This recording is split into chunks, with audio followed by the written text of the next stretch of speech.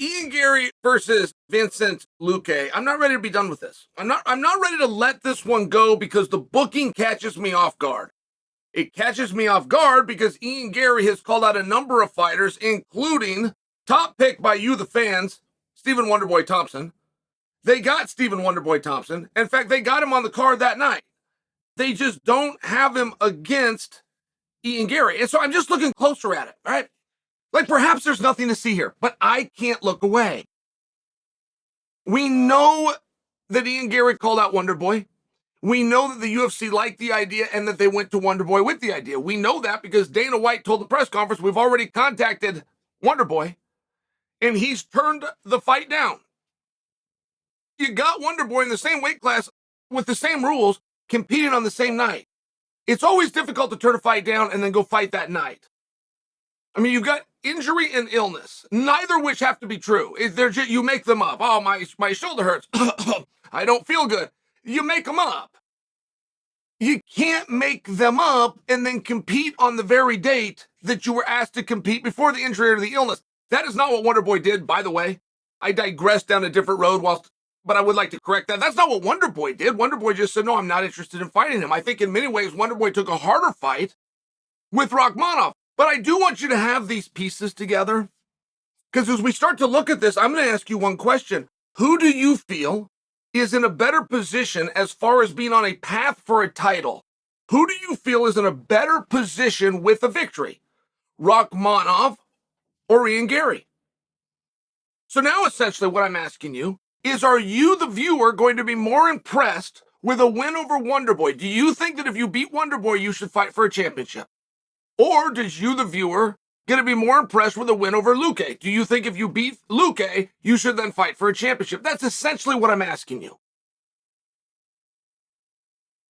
And I will be very curious. Like, I'm not done staring at this fight. I'm not done, and I'm not going to be done all the way until the card comes out. I want to see who's placed where.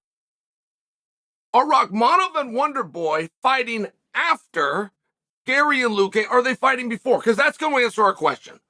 Which one of these fights matters the most is going to be answered within the layout of the format. Whoever comes on second is the one that's getting the bigger push. And I'm not convinced, sitting back looking at rankings, I'm not convinced by anything that isn't going to be Garry and Luque. I will not be convinced until I actually see it. Do I think any of those four guys is one fight away from a world title? No, I don't. But not because they're not all excellent choices, and not because they're not all ranked appropriately. It seems as though we're finding things for guys like that to do while we wait for Belal Muhammad to get the title shot that's been offered to him. There's nothing wrong with that. There's still a ladder, and there's still an order of events, though. So neither one of these fights, Rakhmonov, Wonderboy, Garry, Luque, neither one of those fights is a number one contenders fight. But could it be one step down? Could the winner of that then qualify for one more fight? Do we have a semifinal going on right now? Could everybody live with that if we did? And that will never get announced to us or presented to us, which I wish it would. I would love that. If we had a little 4-man tournament going on and it's all going to go down in December, on one side of the bracket, we got Wonderboy taking on Rakhmonov. On the other side of the bracket, we got Luque and Ian Garry. They are then going to draw into one another, and that person will then draw in whoever the welterweight champion is. I really like that. I love things like that. It's not the way that this sport gets done, specifically in this organization, but I do like something like that from a personal standpoint. And I think, moreover, we're starting to see the problem with giving out number one contenderships as incentives. And it is one hell of an incentive.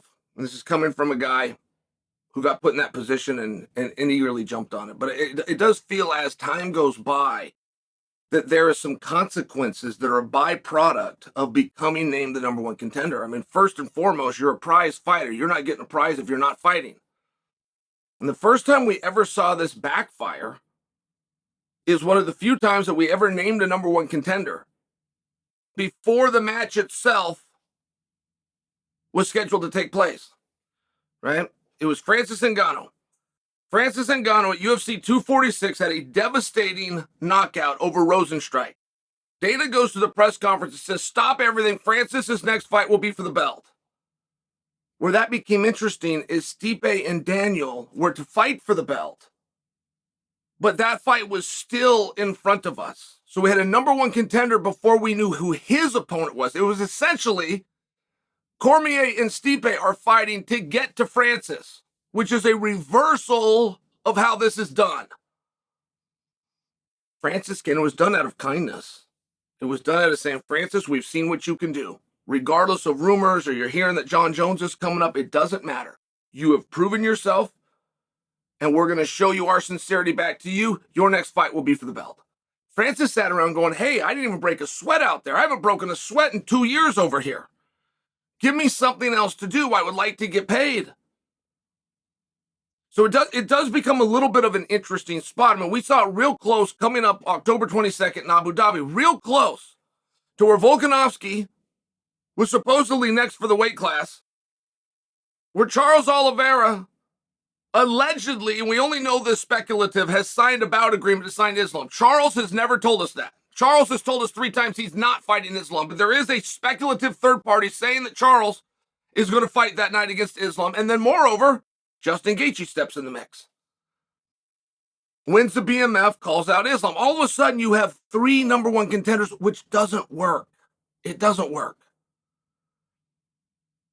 And as we start to look at 170 pounds, we've got one. It's Blahal. He's earned it. I don't have a problem with it. I don't have a problem with any of this. I'm suggesting for you, much like we were all surprised when Francis said, hey, I don't want this. I don't want this number one contenders thing hanging over my head and telling me I can't do anything in between then. Give me whatever you would like to do in between then. If I'm truly the number one contender, I'll go out and show you, right? That was Francis's attitude.